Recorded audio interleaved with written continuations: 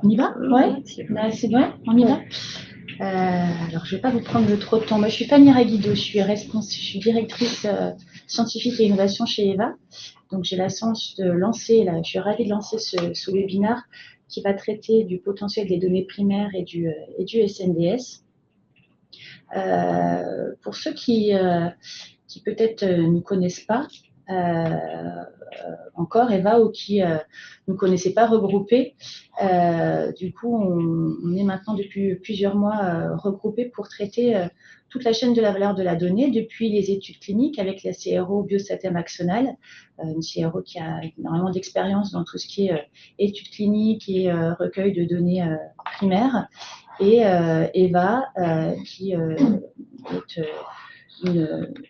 un bureau d'études qui est spécialisé dans le traitement des données de santé, notamment les données du SNDS, et également qui a un savoir-faire dans tout ce qui est data visualisation et traitement des données, analyse des données innovantes très avancées. Donc cette équipe, ce nouvel EVA, on est une centaine d'experts avec des profils très différents qui vont de l'ARC qui va récupérer les données, en passant par les chefs de projet, les services plus techniques, les équipes plus techniques, dont l'équipe des biostatisticiens qui est en charge de ces webinaires aujourd'hui, des équipes méthodo pour tout ce qui est méthodologie, design d'études et également rédaction médicale. Donc, on a la chance de travailler sur différentes sources de données, aussi bien les données primaires, accès précoce, études cliniques, mais également les données qu'on appelle secondaires, le SNDS, le PMSI, et également depuis peu grâce à l'écosystème de la Poste Santé Autonomie de DocaPost, l'accès à des données hospitalières via les entrepôts de données de santé et également d'autres sources de données, là par exemple Agoria avec des données notamment de laboratoire. Donc, on fait différents types d'études chez EVA et toutes ces études vont permettre de fournir des données, des résultats tout au long de la vie des produits de santé, donc depuis le développement clinique avec des études cliniques pour récupérer des informations, pour pouvoir obtenir l'AMM du médicament, fournir des données du coup pour les dossiers de remboursement médico-éco avec là des études plus épidémiaux pour donner des infos sur la population cible, les conditions d'utilisation, et puis au fil de la vie du produit de santé, récupérer de façon récurrente, en tout cas au fil de l'eau, des données de suivi des patients traités par ces médicaments. Donc aujourd'hui, en fait, c'est le lien un petit peu avec le webinaire précédent, je ne sais pas si vous étiez déjà présent, on avait déjà traité du potentiel des données primaires couplées aux données du SNDS en faisant plutôt un état des lieux de ce design d'études, en listant un petit peu les définitions, données primaires, données secondaires, en faisant aussi un petit retour sur tout ce qui était aspect réglementaire pour mettre en place de telles études, et puis des cas pratiques pour discuter un peu du plus du moins de ces données et comment en fait on pouvait arriver grâce à l'enrichissement de ces deux sources de données à un design et des études un petit peu idéales qui pourraient traiter de pas mal de sujets qui sont listés ici. Donc aujourd'hui, c'est l'équipe Biostat qui va aller plus en détail en fait pour vous présenter des méthodostats qui sont applicables à ces types d'études. Donc on a à peu près une demi-heure de présentation. Ce qu'on vous propose, c'est de laisser vos questions dans un coin de votre tête ou de le faire via le chat. Vous n'avez pas la parole aujourd'hui parce que ce serait trop compliqué à gérer, mais vous pouvez mettre vos petits commentaires à côté du chat et puis on prendra le temps en fin de session, puisqu'on a prévu du temps de réponse aux questions pour voilà, répondre à toutes vos questions s'il y en a. C'est un bon webinaire. Donc, aujourd'hui, on va vous parler, comme Fanny l'a introduit, sur comment fait-on pour pouvoir optimiser ces croisements entre données primaires et données secondaires. Donc, le but de ce croisement, en fait, est d'éliminer les silos de données, les silos qui sont entre les données en vie réelle et celles issues des essais cliniques. Et ce faisant, cela va permettre de faire progresser les résultats qui sont issus des études réalisées sur ces données RWE et en fin de compte permettra d'obtenir de meilleurs résultats pour les patients dans les essais cliniques. En fait, la présence de ce type de compartimentalisation, le fait d'avoir des données qui sont vraiment séparées dans des silos, va poser un obstacle pour la compréhension sur de nombreux plans. D'abord, sur la compréhension du parcours du patient avant l'essai clinique, en termes surtout d'historique exhaustif de ses consommations de soins. Ça va également poser quelques soucis de compréhension sur ce qui va déterminer ces critères de jugement, ou ce qu'on appelle les outcomes, qui seront observés pour le patient, notamment comme par exemple pour certains facteurs pronostiques ou prédictifs auxquels on n'aura pas forcément accès. On aura également une absence ou un obstacle pour comprendre ce qui va arriver au patient à la fin de cet essai clinique, à la fin donc du suivi, y compris concernant la sécurité à long terme de certains produits. Mais également, lors d'essais cliniques, certains patients peuvent être contraints d'arrêter l'essai clinique pour une raison X ou Y, ou on a des patients qui ne vont plus venir aux visites et donc sont perdus de vue. Et dans le cadre des données de l'essai clinique, on n'aura pas la vue sur ce qui va advenir après, alors que dans les bases de remboursement, on aura ces informations. D'un autre côté, dans les bases donc, de données RWE, donc de données en vie réelle, on va avoir un certain nombre d'indicateurs d'intérêt qui seront manquants et qu'on récolterait dans les essais cliniques, comme par exemple des variables, des données biologiques sur certains marqueurs, comme certaines prises de sang par exemple, ou sur des indicateurs de qualité de vie qui ne sont pas disponibles dans les bases en vie réelle, mais qui sont récoltés souvent lors des essais cliniques. D'un point de vue méthodologique, maintenant, les données primaires ont leurs forces. Donc, ces forces, elles vont surtout inclure leur design qui va être protocolisé avec des patients cibles qui seront clairement identifiés et clairement définis. L'allocation du traitement, elle, est contrôlée puisque les individus, ils sont alloués de façon équilibrée entre les bras de l'intervention, enfin dans les bras de l'intervention. Et ceci va permettre d'avoir en fait une évaluation causale de cette intervention. Les points forts des données secondaires sont qu'elles vont être quasi exhaustives du fait de leur taille d'échantillon très importante, puisqu'elles couvrent la majorité des individus, et vont être donc représentatives de la population générale. Elles sont moins onéreuses, puisque les datas sont déjà disponibles dans les bases et les registres. Et enfin, les données sont disponibles en routine et on peut aller y puiser lorsqu'un essai clinique n'est pas réalisable pour n'est pas envisageable, puisque pose certaines questions, par exemple, de coût ou d'éthique. Alors, chacune de ces deux sources de données ont également chacune donc leurs points faibles. Pour les données primaires, ces faiblesses se concentrent surtout autour du coût important et les délais importants de mise en place de ces essais. Le recrutement est souvent représentatif d'un certain groupe restreint de patients, mais pas donc généralisable.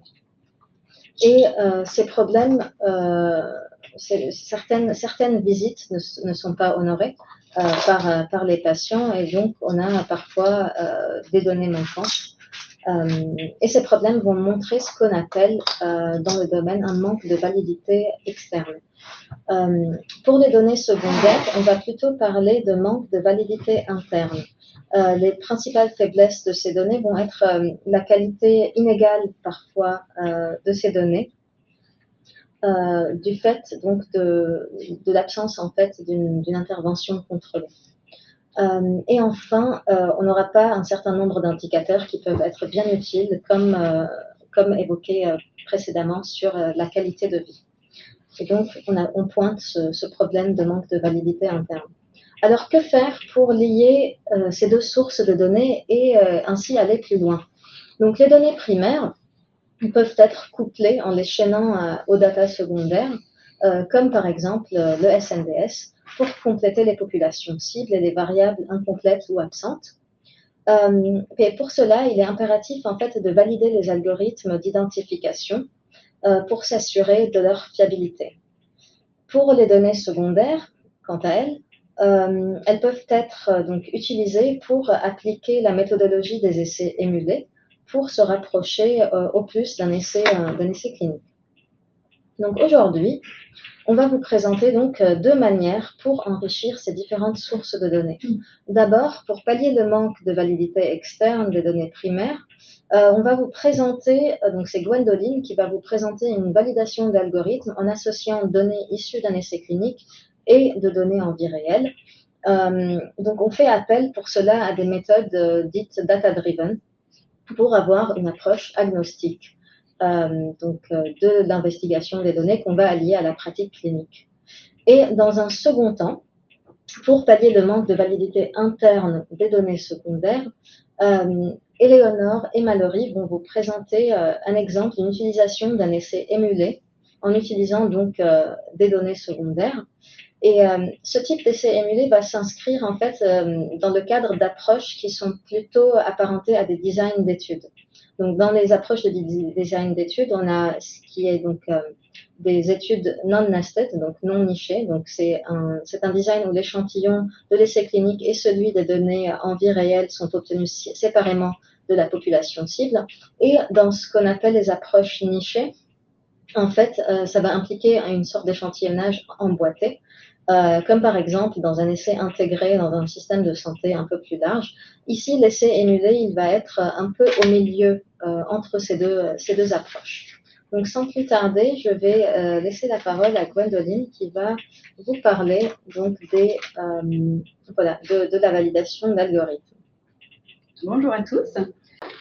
Alors, pour commencer, voyons le principe. Donc, comme on dispose de ces deux sources d'informations, comme l'a précisé Nada, les données primaires et les données secondaires, eh bien, on peut gagner en puissance d'information en s'en servant conjointement. Alors, très souvent, il y a des informations disponibles dans les données primaires que l'on souhaiterait générer sur les données secondaires, parce qu'elles sont plus larges. Alors, on a listé deux possibilités d'analyse. Tout d'abord, on peut pondérer les données primaires pour les rendre représentatives des données secondaires. Donc comme ça, cette pondération, elle nous permettrait d'utiliser tout simplement les données primaires, de les analyser, car elles seraient représentatives d'une population globale. Ensuite, une deuxième possibilité, c'est de créer un algorithme basé sur les données secondaires qui permettrait de prédire l'information disponible dans les données primaires. Et donc, c'est cette partie que je vais vous présenter un peu plus en détail. Alors, concernant la création de l'algorithme, un premier algorithme possible, c'est d'utiliser les connaissances des spécialistes, des experts du domaine de la pathologie.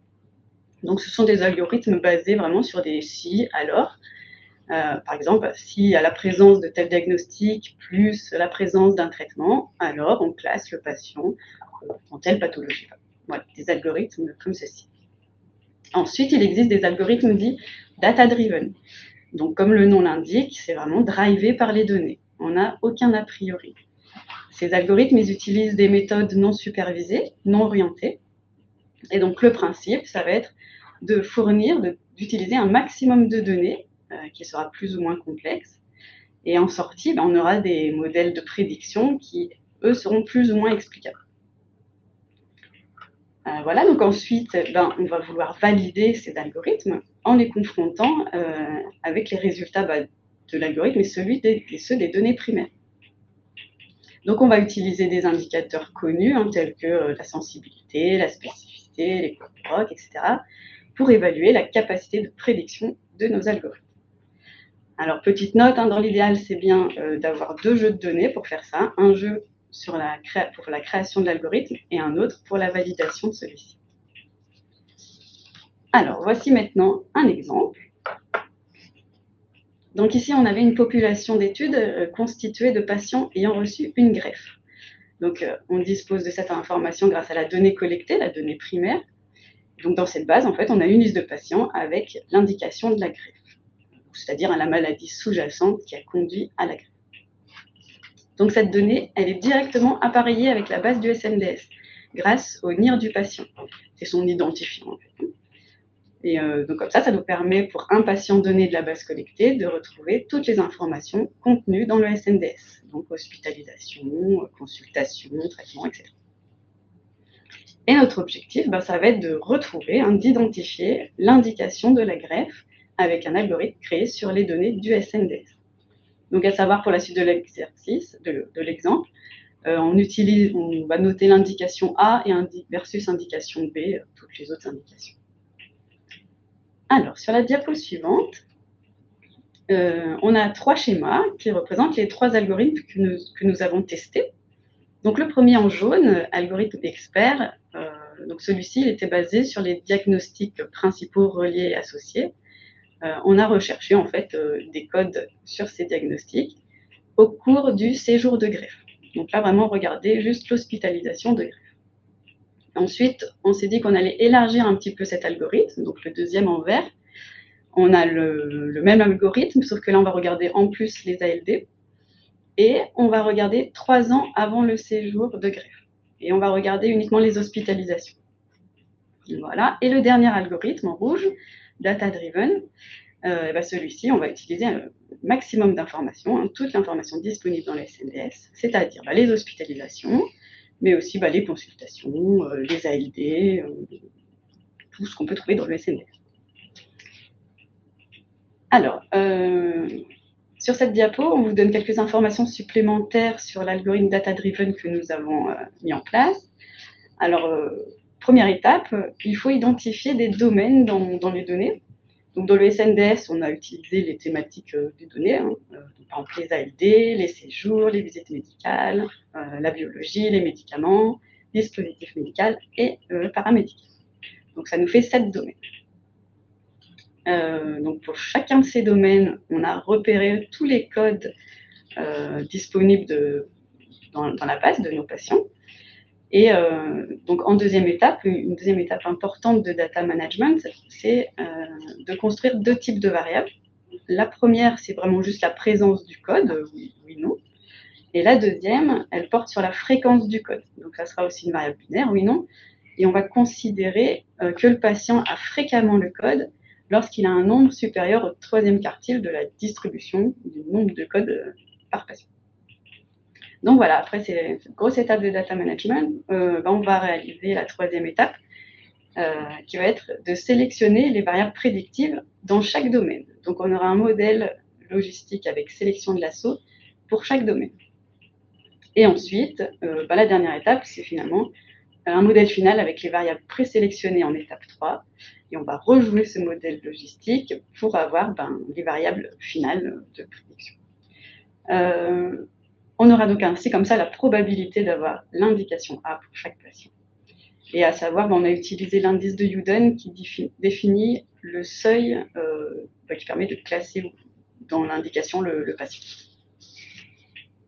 Alors, voilà les résultats, quelques chiffres. Donc, on compte 322 patients total disponibles dans la base primaire, avec 151, soit 46,9% des patients avec l'indication A. Donc, à côté, on a un tableau qui nous donne l'information sur le nombre de variables utilisées par algorithme. Donc, on retrouve nos 3 algorithmes, en jaune, vert et rouge. Les 2 premiers, on constate qu'on utilise très peu de variables, parce que c'est vraiment avec juste le DPD-RDS. On va rechercher si oui ou non notre patient est classé dans l'indication. Et donc pour l'algorithme data-driven, on voit le nombre de variables utilisées dans le modèle, fourni au modèle. Donc c'est par domaine. On constate que le domaine de séjour, test en laboratoire et médicaments est plus important que les autres, ce qui semble aussi normal. La 4e colonne, du coup, ce sont les variables sélectionnées à la première modélisation. Donc, on se retrouve avec 10 variables, donc 5 dans l'ALD, 3 dans les séjours et 2 dans les médicaments. Et enfin, quand on rejoue le modèle final, on tombe sur 7 variables, voilà, toujours dans ces mêmes données. Et donc, ce qui est rassurant, c'est de savoir que parmi ces 7 variables qu'on a sélectionnées dans l'algorithme data-driven, en fait, on retrouve ces codes de diagnostic dans l'algorithme des experts. Donc, c'est assez rassurant pour cet algorithme. Et alors, voilà les résultats sur la performance des algorithmes. Alors, on va commencer par la courbe ROC sur la droite. Donc, cette courbe, plus elle est tirée vers le haut à gauche, meilleur sera le modèle. Donc, on voit que le modèle data-driven, en rouge, est meilleur que le modèle expert élargi en vert, qui lui est meilleur que le modèle expert en jaune. Les aires sous la courbe nous indiquent la même chose. On aime avoir un seuil d'au moins 0,8 ou supérieur. Ça nous permet de considérer un modèle, un bon modèle, qui prédit correctement notre indication. Donc le modèle expert élargi répond à ce seuil avec 0,81, mais le modèle data-driven est encore meilleur avec 0,92. Ensuite, sur la droite, on a fourni des indicateurs de sensibilité et de spécificité pour chaque modèle. Un petit rappel, la sensibilité, c'est la capacité du modèle à détecter un maximum de malades, et la spécificité, c'est la capacité à détecter un maximum de non-malades. Donc, pour le modèle en jaune, le modèle expert, on a 90,1% de sensibilité et 41,5% de spécificité. Donc là, on voit que le modèle prédit très bien les vrais positifs, donc les vrais malades, mais il est moins bon pour détecter les vrais négatifs, les vrais non-malades. On peut peut-être se dire que c'est normal, parce que c'est vrai que quand on définit ces algorithmes avec les experts, eux, ils nous fournissent très souvent des diagnostics, des codes pour repérer l'indication, donc repérer les malades. Mais on a très rarement des codes qui disent, là on repère vraiment les non-malades, on sait que si le patient a ce code, alors il ne sera pas malade. Donc voilà, on peut penser que ça peut être aussi dû à ça. Ensuite, le modèle élargi, expert élargi en vert, on a un équilibre un peu plus sur ces indicateurs avec 89,4% de sensibilité et 71,9% de spécificité. Mais quand on regarde le modèle data-driven, on est un peu plus satisfait parce que l'équilibre est encore meilleur, même si on a un peu moins en sensibilité. On a 83,4% de sensibilité et 88,3% de spécificité.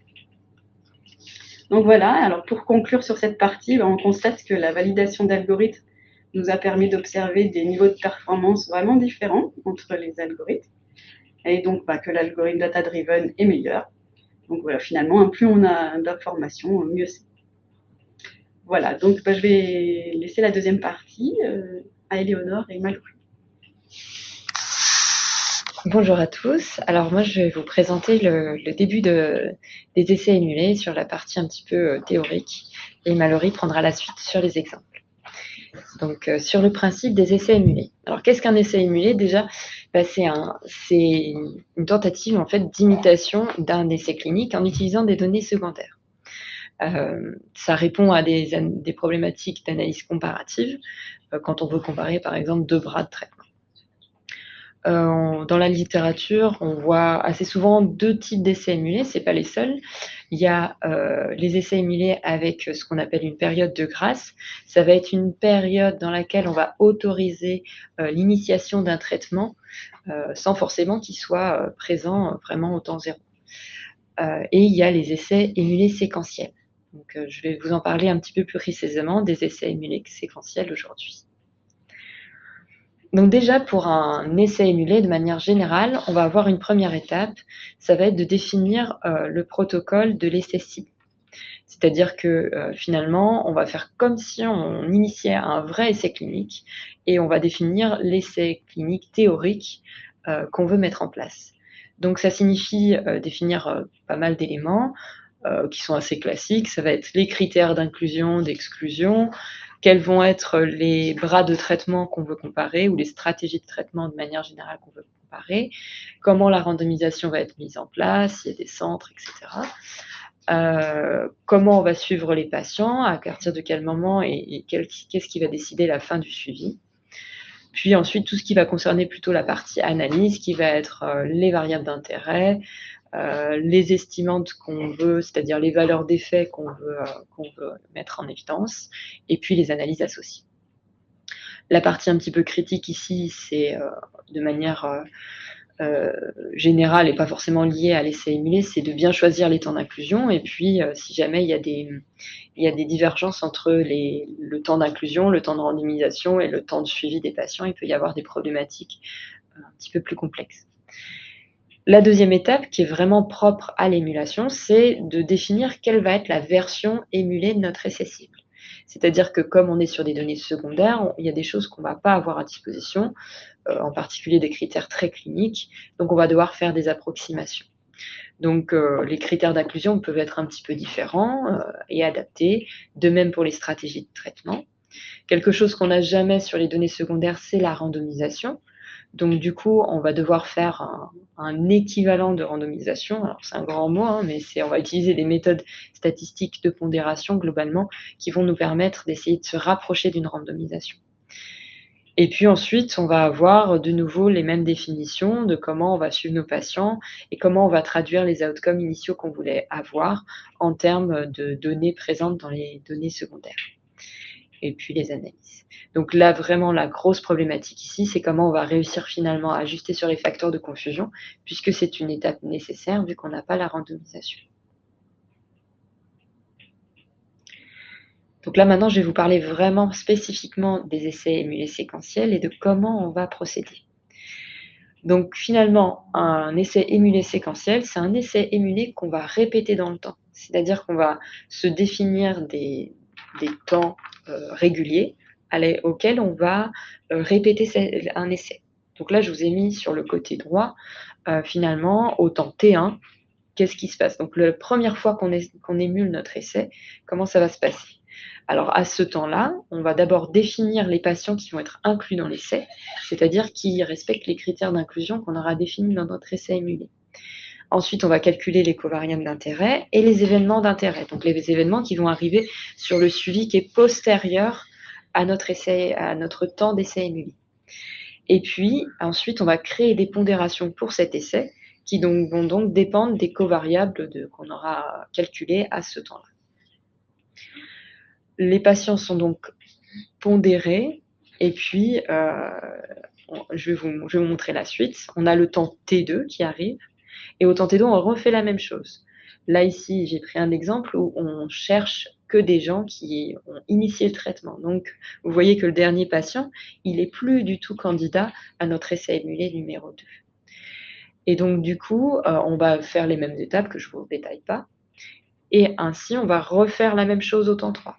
Et donc là, il y a de moins en moins de patients qui vont être, on va dire, candidats à l'émulation, puisque potentiellement, s'il y a beaucoup de patients qui ont initié le traitement d'intérêt, ici, ils ne pourront pas être inclus dans les essais suivants. Donc, vous voyez qu'en fait, pour chaque patient, ils vont potentiellement être suivis sur des délais différents pour chaque essai, puisque les temps de suivi vont être différents. Et puis, ils vont être clonés, finalement, à chaque temps. C'est pour ça qu'on appelle cette méthode en anglais Clone Center Weight, parce que du coup, on va vraiment générer de la nouvelle donnée, en fait, pour chacun des essais. Une fois qu'on a émulé tous ces patients, pour reproduire nos essais séquentiels, on va pouler toutes ces données dans un seul modèle, dans lequel on va utiliser les pondérations qu'on aura définies auparavant. Les pondérations étant différentes pour chaque essai. Ensuite, on va utiliser la modélisation qui va vraiment être choisie en fonction de la variable à étudier, donc ça de manière plutôt classique. La seule particularité, c'est qu'il y aura une adaptation du calcul de la variance dans ce cas. Et voilà pour ma partie.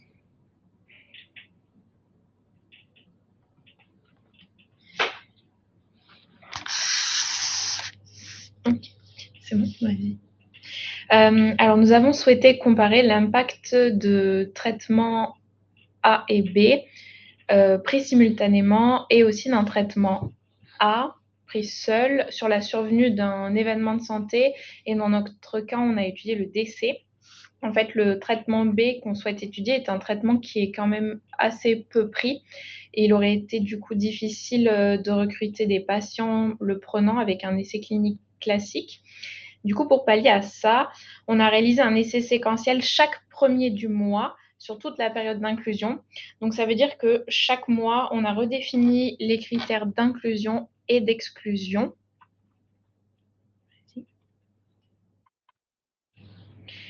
Et on partait de base pour les patients qui prenaient uniquement le traitement A, donc qui était le traitement assez courant.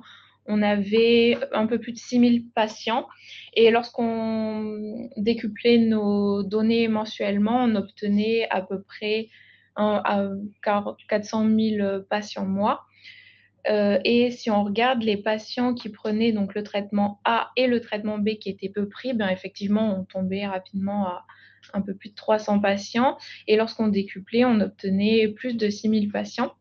Sauf que tous les mois, on venait réexclure nos patients selon les critères d'exclusion qu'on avait redéfinis dans l'étude. Et là, on tombait à un peu moins, à moins de patients, donc 6000 patients pour le traitement A contre seulement 272 patients pour le traitement A plus B en simultané. Et en fait, l'essai clinique, il va nous apporter principalement sur le suivi parce qu'on a pu suivre des patients 4 ans avec cet essai. Et aussi, on en a peu parce qu'on s'est focalisé uniquement sur les patients initiateurs au traitement. Et donc, pour la méthode, on a utilisé des poids standardisés sur les variables au moment de l'inclusion dans l'étude.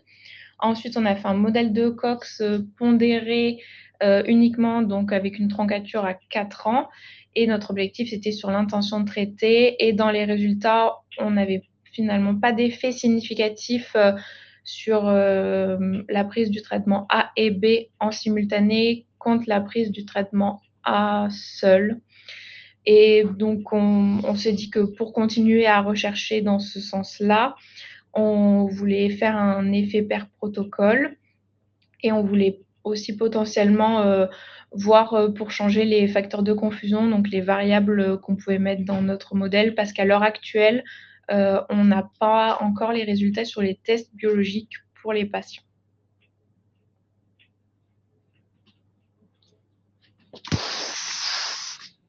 Alors, je termine pour la conclusion qui sera très rapide.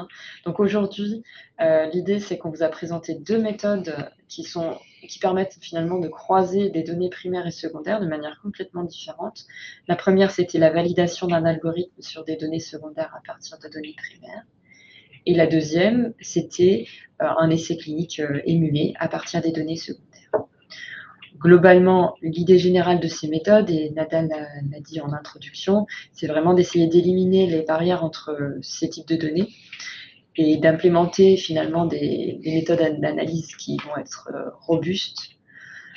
Ces méthodes vont permettre d'analyser les éléments de manière complémentaire et l'objectif, bien sûr, final, c'est d'avoir une meilleure compréhension de l'épidémiologie des maladies et de leur prise en charge. Merci pour votre attention. Alors, pour les questions, je regarde dans le chat. Alors, c'est une question de Stéphane F. Pourrez-vous dire quand même quelques mots sur la pondération des données primaires et là où les méthodologies à privilégier? L'idée, c'est que ça va dépendre de la question, j'ai envie de dire. Il n'y a pas forcément une réponse unique.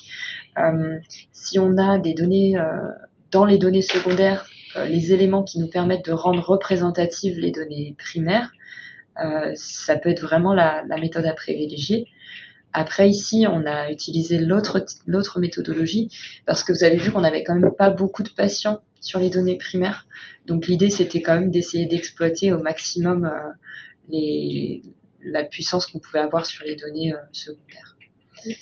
Mais je ne pense pas qu'il y ait une réponse unique, effectivement, ça va vraiment dépendre des variables à disposition. Donc, une autre question de Anne B. L'enrichissement d'une base de données, même si elle est anonyme au départ, constitue généralement un traitement de données personnelles. Quelle conformité ou démarche CNIL mettez-vous en œuvre? Donc ça, c'est un peu l'aspect réglementaire. Je ne sais pas si Fanny, tu voudrais y répondre. Normalement, on dépose des... Du coup, en fait, les données sont pseudonymisées, anonymisées, donc il n'y a pas... On n'a pas de données de variables sensibles dans ces données-là. Donc, on est par rapport à la CNIL, c'est des démarches un petit peu classiques pour pouvoir traiter ces données. Donc, comme elles sont anonymes, il n'y a pas de... On rentre dans les mêmes cadres que dépôt CSRS et accord CNIL pour pouvoir après traiter les données. Et bien mettre du coup dans ces dépôts les variables qui vont être utilisées pour traiter les données. Et pour la partie démarche clinique, il y a le webinaire qu'on avait fait, il est en replay, celui-là aussi sera en replay s'il y en a qui ont. Donc il y a toutes les démarches réglementaires avec tous les types d'études, vous pouvez aussi jeter un petit coup d'œil. Et puis on avait fait aussi un article de blog qui résumait les démarches réglementaires si vous voulez plus de détails sur cette partie-là. Donc, une question de François V. Bonjour. Quels sont les seuils de sensibilité et de spécificité à partir desquels on pourra affirmer que le modèle est recevable? Les seuils classiques, c'est, on dit au-dessus de 0,8. Après, tout dépend de votre contexte. Si c'est un contexte clinique de prédiction, on souhaitera d'avoir des sensibilités et spécificités supérieures à 0,95. Voilà. Mais là, on n'était pas dans un contexte où il y a une décision clinique à la suite, donc on a considéré que le seuil de 0,8 était déjà des bonnes performances. Satisfaisant. Alors, une question donc, de Octave G. Merci pour votre présentation sur la validation d'algorithmes. On entend souvent dire que les ALD ne sont pas très spécifiques, mais peuvent augmenter la sensibilité.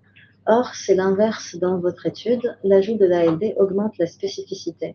Avez-vous une explication à cela? Le code SIM10 pour l'ALD et le DPDR DAS est-il le même? Merci.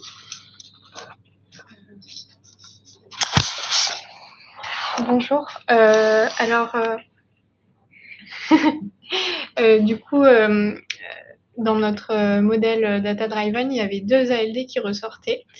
Parmi les 2, il y avait un code qui était le même que pour les DP, DR et CAS.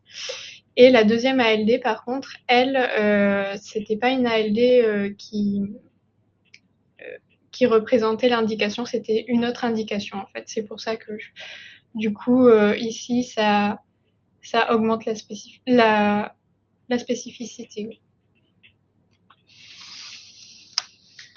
Ok, il y a deux autres questions également sur la validation de l'algorithme. Donc, je vais les regrouper. Donc, Sandrine D et Nadia H.